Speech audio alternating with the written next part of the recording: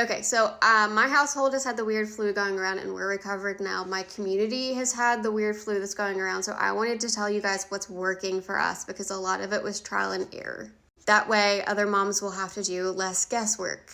And my community, we reach for whatever works. We reach for conventional medicine when that's appropriate. We reach for herbalism when that's appropriate. If herbalism's not for you, skip those parts. If conventional medicine is not for you, skip those parts, okay?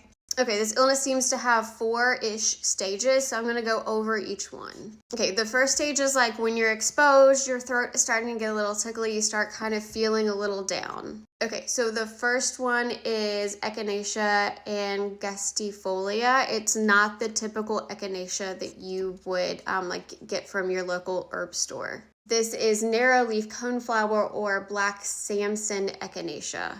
Red root is also working and licorice is also working, licorice root. Now on licorice root, it's going to lower your blood potassium. So anybody that's taking licorice root, they really need to make sure that they're getting potassium. If that's white potatoes or bananas, if that's maybe electrolyte powder with potassium in it, right? Now for that specific type of echinacea to work, it has to touch the membrane. So meaning that you need to slowly sip on it and not chug it.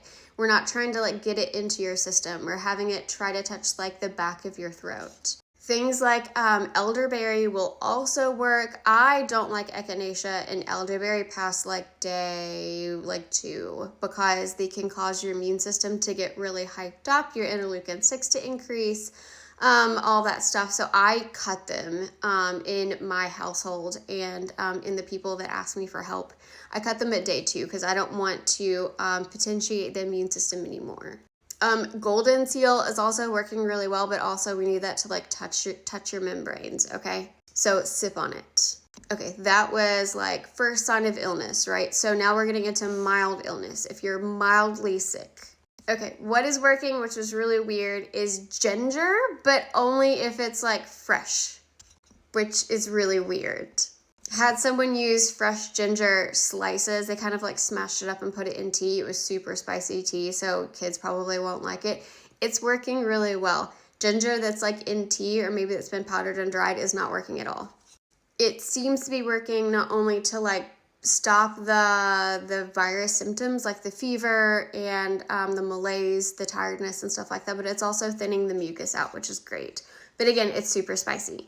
My favorite thing for the entire duration for this one is Chinese skullcap or Baikal skullcap. It's Balikal skullcap. It's different from American skullcap. You have to get the Chinese version. It seems to be a heavy hitter from the beginning all the way to a week past. So that would be my preference if you can only buy one thing. It's on Amazon. Now brand, you get I think 60 or 90 capsules for $10. If you have people that are just now getting sick, go ahead and buy it now because it's going to take 3 days to get there. And it's not easy to find. Even in herb shops don't typically carry it. I have to order it and just keep enough on hand. Okay, other things that we're finding is working. Yarrow is working. Holy basil is working. You can't take that with any SSRIs or any medication that may alter dopamine or serotonin or anything like that. Ginseng is working. Green tea is actually working really well, especially if you simmer it and you don't boil it for some reason. Coconut oil is working really well if people just swallow a little bit at a time and it coats their throat. That's most for the beginning of the infection. And it can cause GI upset if you take too much. So just a little bit, maybe half of a teaspoon at a time, right? If you're an adult, garlic is really well. What you do is you take it and you smash it up into a paste-ish. You let it sit for half an hour and then you swallow it down with some honey. Again, it's a broad spectrum antibiotic, so I wouldn't do that a lot.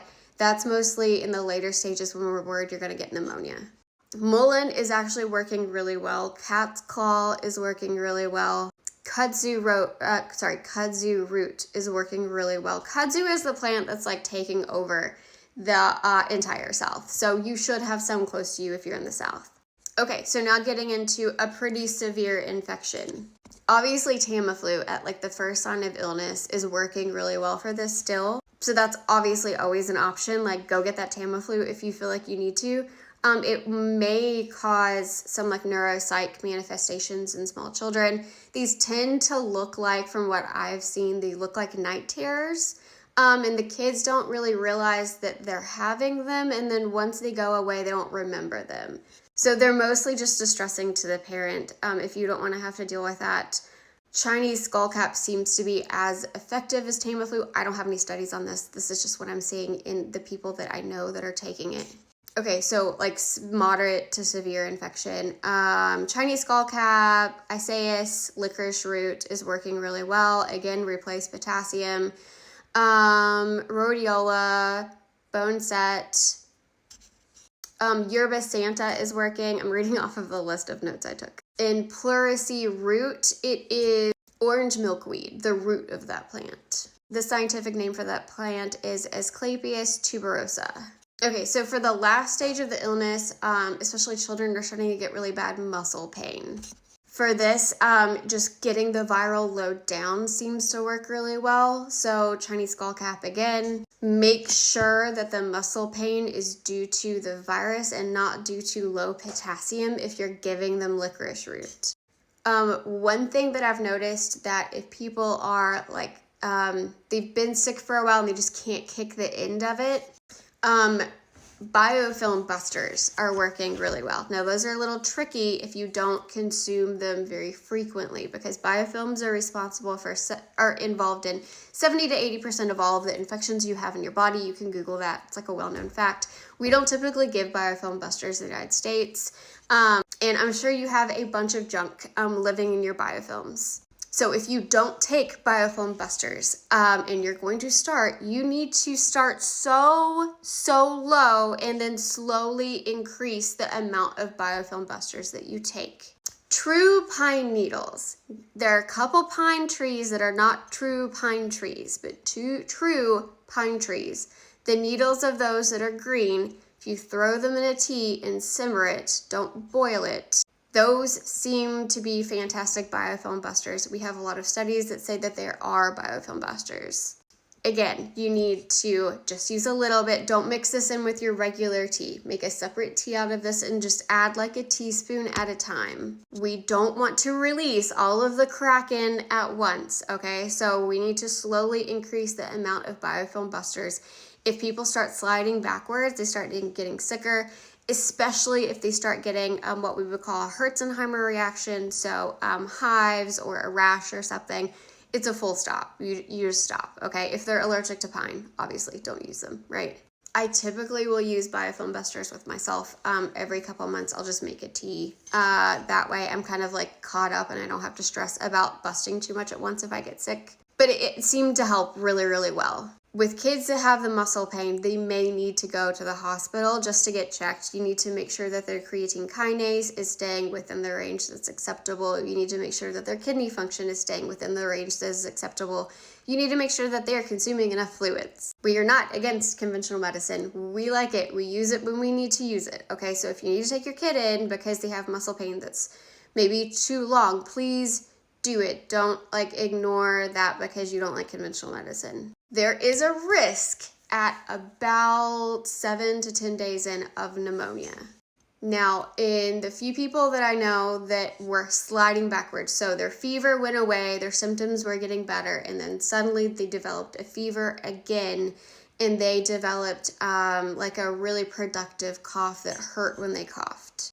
They live really, really far out in the woods, so they chose to use herbs until they could get into the doctor on Monday. They used cat's claw, bone set, kudzu, Chinese skullcap in green tea as a base, and it kicked it within 12 hours and they never had to go in. Again, they were going to go to the doctor. It's just nobody was open and they couldn't get there because that's reality for some people.